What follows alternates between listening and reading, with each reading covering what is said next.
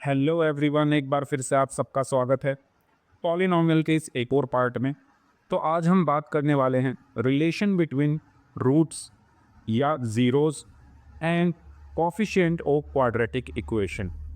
तो जैसा कि आपको मैंने बताया था कि एक क्वाड्रेटिक इक्वेशन के दो रूट होते हैं, ठीक है। मैंने आपको लास्ट पार्ट में दो क्वेश्चंस भी करके दिखाए थे, जहाँ पर मैं जब उनको मिडिल टर्म स्प्लिटिंग से सॉल्व कर रहा था तो वहाँ पर आपको दो रूट्स मिल रहे थे। आपको याद होगा जब मैंने ज़ीरोज़ निकालनी सिखाई थी तो वहाँ पर भी ज़ीरोज़ दो ही निकल रही थी एक क्वाड्रेटिक इक्वेशन की।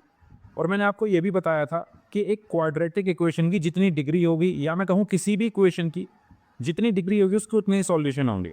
यहाँ पर डिग्री कितनी है? 2। Maximum value of variable is called degree. तो मैक्सिमम वैल्यू ऑफ वेरिएबल कितनी है? 2। वेरिएबल यहाँ पर x है, ABC तो कांस्टेंट होते हैं हमारे, तो वेरिएबल x है, x की मैक्सिमम पावर 2 है, तो इसलिए इसकी डिग्री कितनी होगी? 2। जितनी डिग्री उतने रूट्स, तो रूट्स कितने होंगे? 2। उनको मैंने बोल दिया अल्फा और बीटा। तो हमें बेसिकली इस पार्ट में ये समझना है कि जो दो रूट्स हैं अल्फा और बीटा, और ये जो कांस्टेंट हैं a b और c, या मैं कहूँ कोफिशिएंट है, इनके बीच में रिलेशन क्या होता है? तो इनके बीच में पहला रिलेशन है सम ऑफ ज़ीरोज़ या रूट्स, यानी इनका सम अल्फा प्लस बीटा किसके इक्वल होता है? -b/a के इक्वल होता है। b कहाँ है? x का कोफिशिएंट, a क्या है? x स्क्वायर का कोफिशिएंट, ठीक है। यानी इस लाइन का मतलब ये है कि अगर आप किसी क्वाड्रेटिक इक्वेशन को मिडिल टर्म स्प्लिटिंग से सॉल्व करो तो आपको दो रूट मिलेंगे। उन दो रूट्स को अगर तुम ऐड कर दो तो वो किसके इक्वल होंगे? माइनस ऑफ एक्स का coefficient divided by x square का कोफिशिएंट, जो कि मैं अभी आपको करके भी दिखाऊंगा। और दूसरा जो रिलेशन होता है वो होता है प्रोडक्ट ऑफ ज़ीरोज़, यानी अल्फा बीटा, या मैं इनको रूट्स भी बोल सकता हूँ। अगर इक्वेशन है तो रूट्स बोलूँगा, और अगर एक्सप्रेशन दिया हुआ है तो ज़ीरोज़ बोलूँगा, ठीक है। तो क्योंकि मैंने यहाँ इक्वेशन की फॉर्म लिखी है तो मैं रूट्स यहाँ पर बोल रहा हूँ, ठीक है। अगर ये इक्वेशन ना होती तो ज़ीरोज़ बोलता। तो alpha beta is equal to क्या होगा? c/a। c क्या है? हमारा कांस्टेंट, यानी जो किसी का भी कोफिशिएंट नहीं है, और a क्या है? एक्स स्क्वायर का कोफिशिएंट। ये दोनों रिजल्ट्स आपको याद रखने हैं। बोर्ड एग्जाम में 100% क्वेश्चन हर साल पूछा जाता है, डायरेक्ट नहीं तो इनडायरेक्ट तरीके से। यानी ये दो फॉर्मूले में इस एक्सरसाइज में, या मैं कहूँ इस चैप्टर में, ये दो फॉर्मूले 99% क्वेश्चंस में यूज़ करने वाला, तो इनको आपको याद रखना है। तो एक क्वेश्चन कर लेते हैं।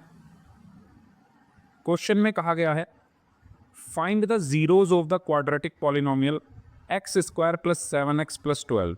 ये मुझे एक पॉलिनोमियल दिया हुआ है, इसके ज़ीरोज़ निकालने हैं। And verify the relation between the zeros and coefficient.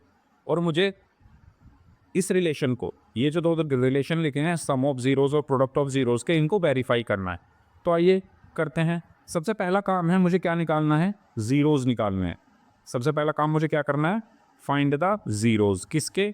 X square plus 7x plus 12 के। तो मैं मान लेता हूँ कि ये जो पॉलिनोमियल है ये px के इक्वल है, x square plus 7x plus 12। और याद करिए मैंने आपको ज़ीरोज़ निकालने सिखाए थे, तो जब भी हम ज़ीरोज़ निकालते हैं टू फाइंड ज़ीरोज़, हम पॉलिनोमियल को ज़ीरो के इक्वल रख देते हैं, ठीक है। यानी जब पॉलिनोमियल ज़ीरो हो जाएगा, वेरिएबल की वो वैल्यूज़ क्या होंगी? उसके ज़ीरोज़ होंगी। तो यानी मैं px को ज़ीरो, यानी इसको ज़ीरो के इक्वल रख रहा हूँ। X square plus 7x plus 12 is equal to zero. अब मैं लगाऊंगा middle term splitting. Middle term splitting कैसे लगाते हैं? सबसे पहले इसकी मल्टीप्लाई करते हैं एक्स स्क्वायर के कोफिशिएंट में। एक्स स्क्वायर का कोफिशिएंट यहाँ पर 1 है, तो 12 इंटू 1 कितना आया? 12 आया। उसके बाद हम दो ऐसे नंबर ढूंढते हैं जिनका प्रोडक्ट क्या हो? 12 हो, और जिनको सम या सब्ट्रैक्ट करने पर मिडिल टर्म यानी 7 आए, ठीक है। सम या सब्ट्रैक्ट करने पर क्या आए? 7 आए। ऐसे दो नंबर जिनका प्रोडक्ट 12 आए और उनको अगर मैं ऐड या सब्ट्रैक्ट करूँ तो 7 आए, तो वो नंबर है 4 और 3।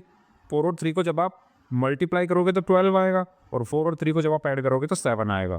तो यहाँ पर मैंने लिखा एक्स स्क्वायर प्लस 7 को मैंने लिखा 4 प्लस 3, और x plus 12 is equal to 0। इस 7 की जगह मैंने क्या लिखा है? मिडिल टर्म को स्प्लिट कर दिया है, x एज इट इज़ है और प्लस 12, इसीलिए इस मेथड का नाम मिडिल टर्म स्प्लिटिंग होता है। अब x को अंदर मल्टीप्लाई किया तो X square plus 4x plus 3x plus 12 is equal to 0। इन दोनों में से x को कॉमन लिया तो अंदर बचा x प्लस 4।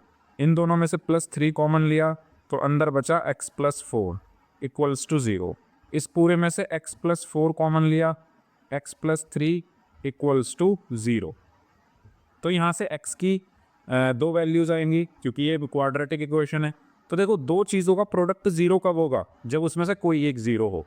तो या तो x प्लस 4 इक्वल टू 0 होगा, तो जब x प्लस 4 इक्वल टू 0 है तो x की वैल्यू क्या आ गई, -4। When x plus 3 equal to 0 है तो x की वैल्यू क्या आ गई, -3। यानी जो मेरे रूट्स हैं वो क्या आए हैं, या मैं कहूँ मेरे ज़ीरोज़, रूट्स नहीं ज़ीरोज़, जो मेरे ज़ीरोज़ हैं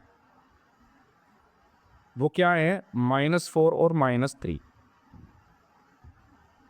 अब मुझे वेरीफाई करना है वो रिलेशन, कौन सा रिलेशन, ये वाला रिलेशन के sum of zeros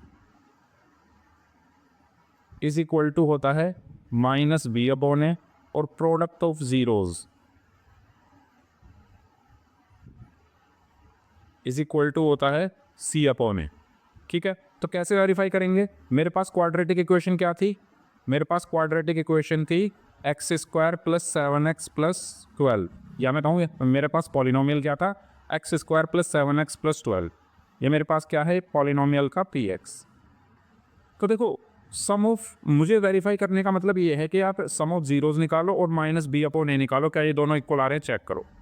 product of zeros निकालो, c/a निकालो, क्या ये दोनों इक्वल आ रहे हैं, इनको चेक करो।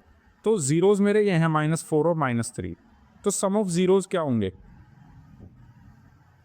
सम ऑफ ज़ीरोज़ क्या होंगे, -4 प्लस -3, तो ये कितना आ गया, -7 आ गया। और -b/a क्या होगा, मुझे b और a की वैल्यू चाहिए, तो यहाँ से निकाल लो। a की वैल्यू क्या होगी, इसको मैं क्या करूँगा, कंपेयर करूँगा। इसको मैं कंपेयर करूँगा किससे, ax² plus bx plus c से। तो a क्या है, x² का कोफिशिएंट, x² का कोफिशिएंट है 1, b क्या है, x का कोफिशिएंट जो कि है 7, c क्या है 12। ठीक है, तो a, b और c की वैल्यूज़ मुझे मिल गई। तो -b/a, माइनस b की वैल्यू 7, a की वैल्यू 1, तो ये आ गया -7। ठीक है, और c/a क्या होगा, c की वैल्यू है, अच्छा उससे पहले ये चीज़ देखो आप, सम ऑफ ज़ीरोज़ भी कितना आ रहा है, -7, और -b/a भी कितना आ रहा है, -7। तो ये वेरीफाई हो गए, दोनों चीज़ सेम आ रही हैं। ठीक है, ऐसे ही दूसरे वाले को वेरीफाई करते हैं। प्रोडक्ट ऑफ ज़ीरोज़ क्या होगा, इधर करते हैं। तो प्रोडक्ट ऑफ ज़ीरोज़,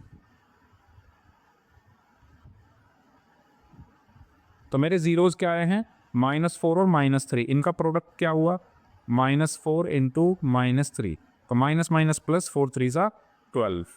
और c/a की वैल्यू क्या हुई, क्योंकि मुझे ये वेरीफाई करना है ना, c की वैल्यू क्या है 12, a की वैल्यू क्या है 1, तो ये भी 12। तो यानी देखो ये चीज़ भी सेम आ रही है, ये चीज़ भी सेम आ रही है, तो ये हो गया हमारा वेरीफाई। ठीक है, इस तरीके से हमने क्या किया, वेरीफाई किया, जो कि क्वेश्चन में कहा गया था कि आपको इस रिलेशन को वेरीफाई करना है, तो इस तरीके से हम वेरीफाई करते हैं। ठीक है, बोर्ड एग्जाम में पूछा जाता है ये वेरिफिकेशन के लिए। एक एग्जांपल और अगर मैं आपको बताऊं, तो अगर मैं यहाँ पर एक पॉलिनोमियल लूँ आपके लिए, चलो एक क्वेश्चन, आपके पास एक पॉलिनोमियल है px is equal to 6x² - 3। आपको यहाँ पर वेरीफाई करना है रिलेशन को। तो कैसे वेरीफाई करोगे, सबसे पहले आपको ज़ीरोज़ निकालने पड़ेंगे। तो 6x² - 3 इक्वल्स टू 0 करोगे, तो 6x² की वैल्यू क्या आ गई, यहाँ पर मैं मिडिल टर्म स्प्लिटिंग नहीं लगा सकता, ठीक है, डायरेक्ट ही वैल्यू निकल जाएगी। तो x² की वैल्यू क्या आ गई 3/6, तो x की वैल्यू क्या आ गई रूट में, अच्छा प्लस माइनस रूट में 3/6, तो 3 1 = 3, 3 2 = 6, तो x की वैल्यू क्या आ गई +(1/√2). तो यहाँ पर x की मेरे पास दो वैल्यू आई है, एक आई है प्लस में 1/√2 और एक आई है माइनस में 1/√2। ठीक है, मिडिल टर्म स्प्लिटिंग की जरूरत नहीं पड़ी यहाँ पे हमें, क्योंकि यहाँ पर मिडिल टर्म है ही नहीं। ठीक है, हमने डायरेक्ट x की 2 वैल्यूज़ निकाल दी। अब ये आपके ज़ीरोज़ निकल कर आ गए, ये आपके क्या निकल के आ गए, ज़ीरोज़ निकल कर आ गए। अब आप क्या करो, वेरीफाई करो। वेरीफाई कैसे करोगे? सबसे पहले मैं यहाँ पर इसकी a, b और c की वैल्यू निकाल लेता हूँ। तो मैं 6x² माइनस 3 को क्या लिख सकता हूँ, 6x² प्लस 0x माइनस 3। ठीक है, ये मेरा पॉलिनोमियल यही वाला। यहाँ से a की वैल्यू 6 आ गई, b की वैल्यू 0 आ गई। ठीक है, क्योंकि जिसका कोफिशिएंट है ही नहीं तो उसको तो मैं 0 लिखूंगा। और c की वैल्यू क्या आ गई, -3 आ गई। अब आप सम ऑफ ज़ीरोज़ निकालो। सम ऑफ ज़ीरोज़ क्या आएगा, 1/√2 प्लस -1/√2, है ना, इन दोनों का सम। तो ये कितना आ गया, 0। और -b/a क्या आएगा, b कितना है, 0, माइनस में 0/a कितना है, 6। तो ये बेसिकली 0 ही आ गया।